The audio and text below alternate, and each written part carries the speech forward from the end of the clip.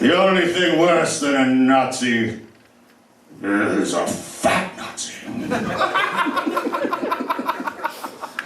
We're doing character night at the Monday Night Comedy Show, which is a thing they've done in years past. And it's always stupid, and which is why I like it. And I've done it before, and I'm the only one who's either been a real person or a pre-existing character, and everyone thinks they're really creative. And I mean, you're doing this and it's totally fine. But people have done so many, I'm the CEO of this company that catches rats or something. Like, that's your character, and it's just never funny.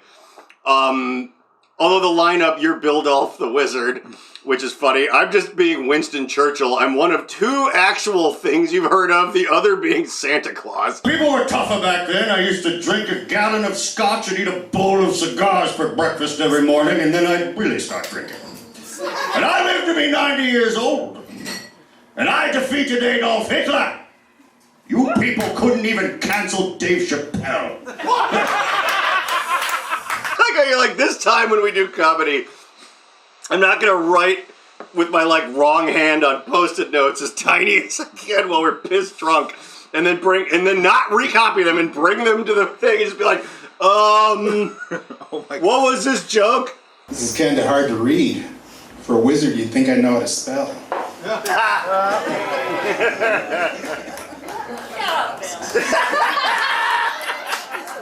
And then you go and you do this whole thing that was you wrote down because it was something I told you not to do, and then you told it like it was a joke, and everyone's like, what? If it was a movie, it would have ended right there. Because no more needed to be said.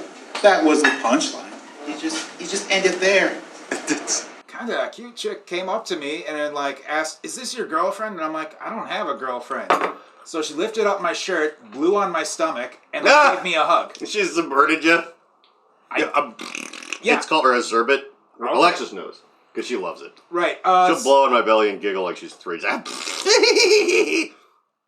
enjoy it. And based on what I saw in her eyes, I now recognize that as Molly. Oh, yes. But nevertheless, a strange woman came up to you at a show and made you happy with her mouth. Right. That's what that's what I'd call that. That's a win. I'm getting older and was hoping to use animate objects to help with my erections. I was excited to use it, but I can't animate things larger than huge.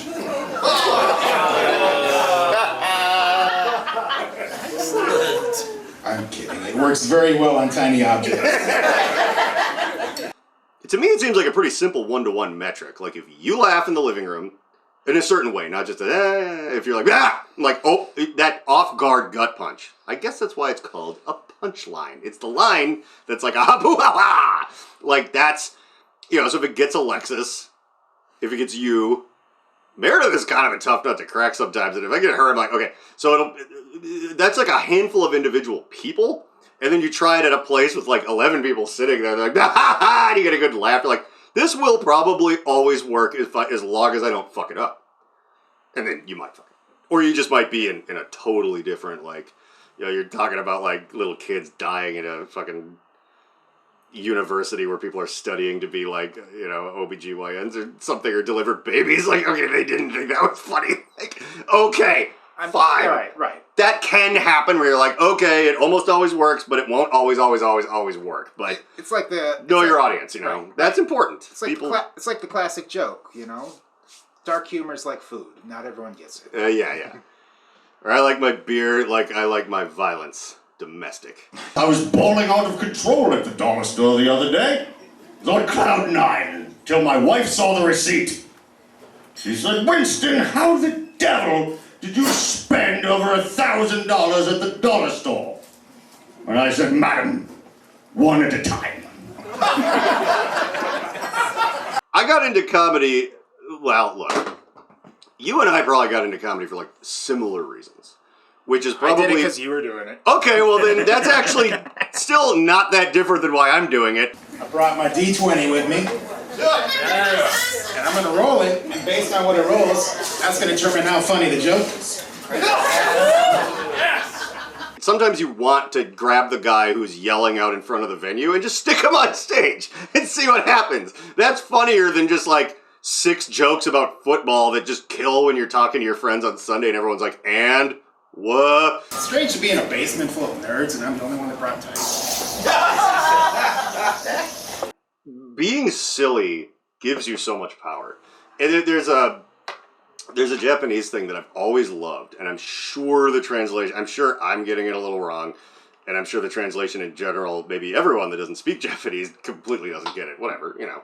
But there's this sort of way of saying things where it's like this person is playing at this, like, oh, I see you're playing at being a father, or your grandfather is playing at being dead. It's like the kind of a weird sort of built into the culture that all the life the world is a stage and we're merely players is kind of a thing. So I think it has, and this is me just kind of like picking into it and guessing, I don't know, but I feel like it takes power away from the horrors of the world to be like, but merrily, merrily, merrily, merrily, life is but a dream. We're gonna have a blast tonight. It'd be an eldritch blast, but I'm not a warlock. And I'm sure they were just being abused. Like, it's probably not funny, but like, there were so many kids that were just like, why are you so gross? We're like 8. Like someone taking like a Kermit the Frog puppet and just like slamming it into their crotch, being like, yeah, I'm fucking it. I'm like, we haven't gone through puberty. What the hell are you talking about? Like, oh, wait, I think I might know. This is depressing. I'm pretty sure in that situation, because all of his friends were older kids. All of, it was just kind of they molested him. Yeah. There's that joke there. Probably. I'll tell you about this weird guy off camera. Okay. Yeah, right. We wouldn't want to say anything if we can't take back. We said so much awful shit. I mean, right. Well, he's dead now. There we go. Now we're talking. A goblin made me a potion they said would send me on a spiritual journey. He warned me that I need to be in a good mood before I take it. On an unrelated note, I have a 5-year-old spiritual journey potion for sale. It's gonna fly off the stage into the darkness. So I hope you have some of those. That's why I'm bringing 2. Oh, you should probably bring 1 for every roll. If I lose more than 2, I'm just gonna be like, I am going to wing it into a way that is going to be a nightmare. Good idea, Bill. I really like that we opened this by you going, I just started doing comedy because you did. That really helps me understand what your goals are with this, which are you don't have any. Right. Because my intent isn't to become a famous this is my karaoke. Like, us trying to improve our comedy game is like walking up to a guy being like, you got some of the words with arms wide open wrong. Fucking like, yeah, I know, fuck you. Like, I'm drunk, and that's mostly why I'm doing this. And I'm friends with a lot of the people that run a couple of the comedy shows around here. That's not a very arms wide open way to look at it. Yeah. It's like, you got some of the, he's going up to the guy that didn't hit a single note and be like, you didn't get all the words of the Creed song right. Like, at fucking midnight at Applebee's ripping on a Tuesday. Like, that's what we're doing. And the Nazis are back. Do I have to do everything? Oh, they're not what they once were. They used to be well-dressed, fearsome, dangerous foes. Now they just waddle about in camouflaged overalls like they're haunting a buffet table. What did we cover already? That you were going to come up with jokes and rate them somehow. Yes, I'm going to rate them. And then we them. were going to kind of, whatever, and then put it in the... Yes. And I somehow need to come up with a number of jokes. I hope to have...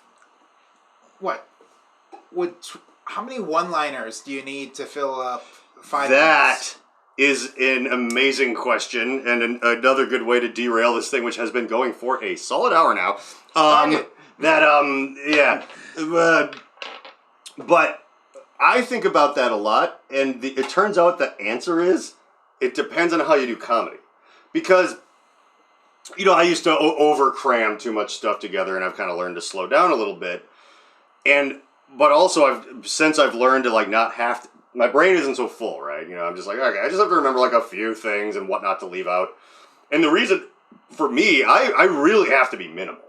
Because I'm not, the slowest delivery or whatever, which would factor in. I try to keep it at a nice medium clip. But I also, if you watch the video, the first minute and a half of my 5 minutes of the last thing we did is me commenting on shit that happened that night. Thank you, Andy. Ensuring that we don't get out of here by 1 in the morning. Oh yeah. So Which is pretty neat, got actually. this. Yeah. It's leather bound. It's got a gem in it, and it just seems like a great thing to write shit in. And I'm just gonna use it as a prop and joke book from now on. Just seems like a good thing to do. I like it. I just have this And thing, which I don't really bring notes on stage, but I used it to do a wedding and then write notes in. Yeah, I have 2 of these, so yeah. Because when something's on sale on Amazon, you buy 2. Yep. Why buy 1 when you can have 2 for twice the price? That's stupid, but I like it.